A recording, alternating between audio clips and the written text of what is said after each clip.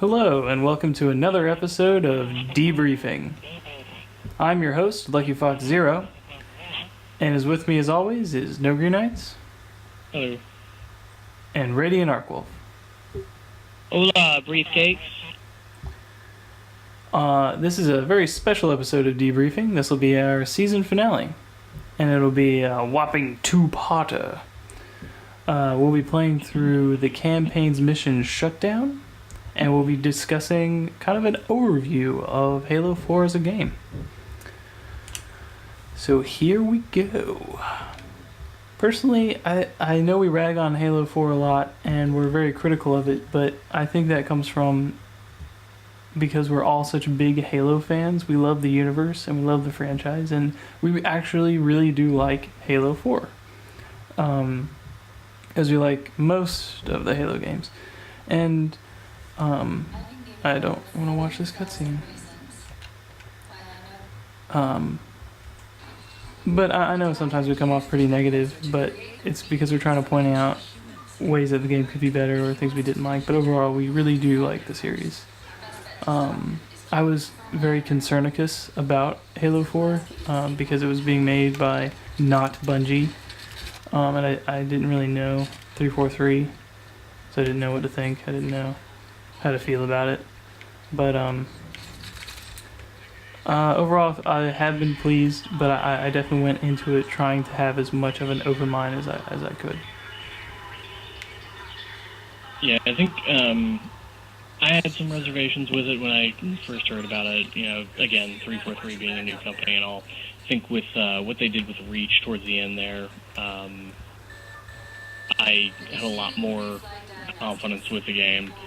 I do like that they have kind of gotten a lot of throwbacks to your primary Halo trilogy and Reach, as far as some of your level objectives and level designs. In this one, we're going to be, doing the run into the beam of light and overload it with our shield, and the gondola levels, which is Halo 1 and 2.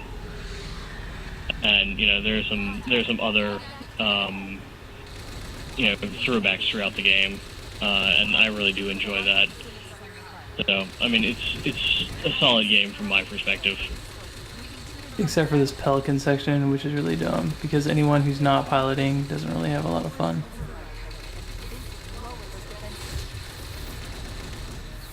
Radiant, your thoughts? Yeah, I had a little bit of trepidation when Bungie left and 343 took over, echoing other sentiments, mainly because I didn't know what to expect. I was pleasantly surprised with Halo 4. I thought that it addressed a lot of my concerns with the open-endedness of 3, and I feel that Halo 4 is a legitimate, solid game. My predictions, or what I thought was going to happen, was, the first arc, Halo 1, 2, and 3, was the Iliad, Homer's epic poem, the Great War, and Master Chief is Achilles kind of rising up and saying, I'm the best fighter, look at me do stuff. And I was expecting Halo 4, 5, and 6 to be the Odyssey, his journey home and his trek to get back to where he belongs. But spoiler, he gets to Earth at the end of Halo 4, so when that happened, I was like, oh, okay. Alright, interesting choice. So, that kind of dashed my hopes a little bit, but overall, I think Halo 4 is a really good game and a welcome addition to the Haloverse, and I think it's way better than Halo 3. I really didn't like 3 at all. I also did not like Halo 3. One of the things that, for me, now helps me buy into the Halo 4 world is the setting, but also the dialogue and the character development. I think on all those wavelengths, Halo 4 shines on its own. I mean, it definitely takes from the past and doesn't throw it away by any means, but it changes it a little bit, makes it its own. I'm looking forward to see what happens next. Indeed. I also do not like how we lost control in Halo 3 with Gravemind and Cortana, but even though Cortana's going rampant, we still retain control of Master Chief in Halo 4. And don't get those slowdowns. No, I mean, as you might have noticed, we started off on the Infinity, and we all have kind of negative, not really negative, but not positive opinions on it. So negative. It's not our favorite thing in the Halo universe, but we've got our entire video on that. So if you want to hear more on that, go watch that one.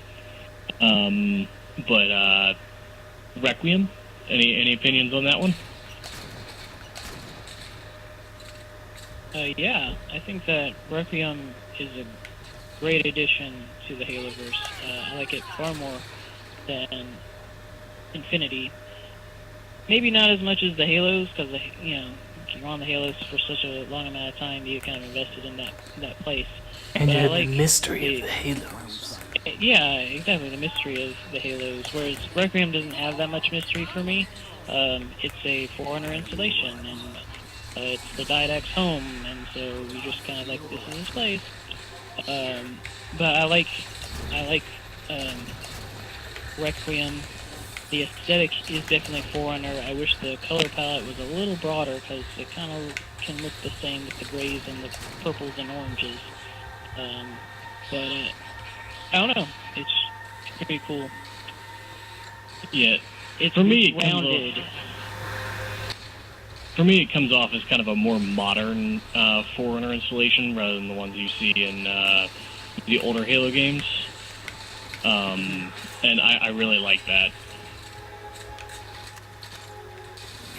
I like Requiem. I found it interesting. I loved the throwbacks. It does still have its own identity within Forerunner's constructs. And I really did not mind spending most of the game here. Which is always a plus. Yeah. So, speaking of the game as a whole, short plot overview. Okay, so yo, Master Chief, you are locked up in your hibernation cell. You get out and you're like, holy crap, we're still fighting the Covenant, but I thought that was over. Well, it's not over. The Storm Covenant is out there doing stuff. What's that giant metal planet? It's Requiem. Oh my god, we're getting sucked in. Ah, we're here. We gotta find our way home. What's that? The UNSC Infinity. Oh my god, I hear them. I'm gonna let them out. I'm gonna go find him. Oh my god, I let loose the Didact and he hates humanity. Why did I do that, bud? I guess I had to.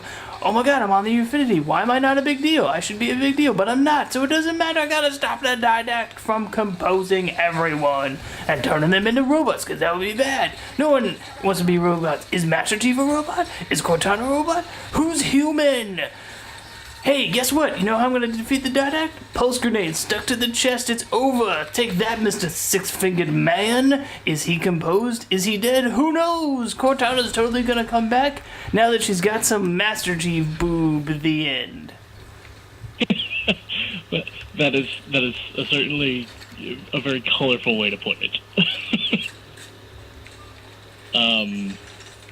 But yeah, that is a basic overview of the plot. Now, you do start off with a kind of interview with Halsey, and with that interview, you kind of get this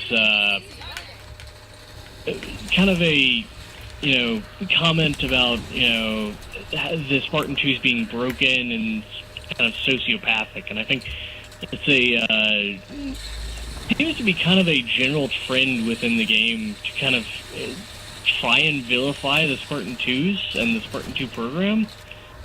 I think that's also demonstrated in the books and different things leading up to Halo 4. There's definitely been a shift within the transmedia story of trying to vilify both Halsey and Spartan 2s.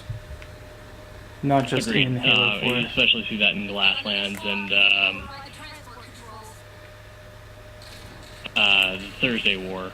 And you probably see it in her next book as well, which hasn't come out yet or been titled. Also, another thing that we don't really like here on Debriefing is Karen Travis. The Infinity and Karen Travis. Things we don't really like. I don't mind her. I really don't like her. Well, she might be a great person, but I don't like what she's done with the Halo universe at all. Yes, agreed. Okay. well, kind of. I find the kind of vilification of the Spartan 2 is an interesting trend, and I'm wondering where they're going with that. Well, you say interesting, I say conflictual and confusing. Citing the fact that without Halsey, with her innovations and the prowess of the Spartan 2 program, humanity would have folded and died under the Flood or the Covenant. I feel like she has that trump card for the rest of her life of, hey, I saved humanity. To make them demons when in fact they were your saving grace. And so to, as you say, vilify them, it creates such discongruence from the first arc and the first books to now that I can't reconcile that as a fan. And so much so that I can't even handle the books, or the last couple of books, because it's like, no, how you characterize Halsey makes no sense, given all the pages and all the dialogue that you've given me prior. I feel like... So, yeah. I feel like she has this trump card for the rest of her life. Oh, what did you do? I saved humanity. What? You were ahead of me in line? Guess what? I saved humanity. Did you save humanity? Oh, you didn't? Oh, okay. Also, I feel like she was like the Da Vinci of her time for inventing everything ever that mattered. Or the Edison. But not the Tesla. Tesla. But not the Tesla. Not that I don't love Tesla. Tesla's pretty cool. But, anyway. Kind of get a little bit off from what I was going with there, but, I find it interesting. I find that incineration cannon to y'all's crotch is interesting. Really? You're killing me. Literally, you are killing me. Okay, well, incineration cannon aside, opinions on Master Chief and his developments throughout the series. I feel like there's been a gameplay and characterization shift of Master Chief throughout the games. I feel like in Halo 1 he's like the ace #1 commando, but he's still vulnerable and he's not that awesome. Where in Halo 2 he becomes this superhero rock star one-man army. He literally kills the army protecting Regret and then punches him in the neck until he dies. So, I mean, he becomes this epic hero in Halo 2. And then in Halo 3, he gets sent back down to being errand boy. So I feel like how he's been portrayed as his place within the UNSC has changed over time. And, with the different health systems and the different controls and whatnot, that has also changed how we feel about Master Chief, how we feel the Halo world through Master Chief. I think that's a good way to put it. I feel like you don't get a whole lot of character development. I mean, you get a little bit of his relationship with Cortana, with kind of his desperation to get her back in Halo 3. Even though she's very, very obnoxious in Halo 3 with the, stopping you in motion to talk. But I think you get a little bit of character development there, but not as much as you get with 4. And, a lot of his development is very much, others' perception of him. Yeah, Halo 1 kind of laid the groundwork, introducing the character of Master Chief, and fell in love with him. 2 is where he comes into his own. He is the demigod, the epic character. In 3, he stops. He becomes an errand boy, stuck, kind of trailing after Cortana, which was okay, but there was no development in 3. Whereas in 4, kind of arbitrarily, they've gone the direction of, is Master Chief human? What does it mean to be human in relation to AIs and the Didact and Prometheans? So, I think there is a lot more development or I don't particularly care for the direction they've gone into, but it's more development.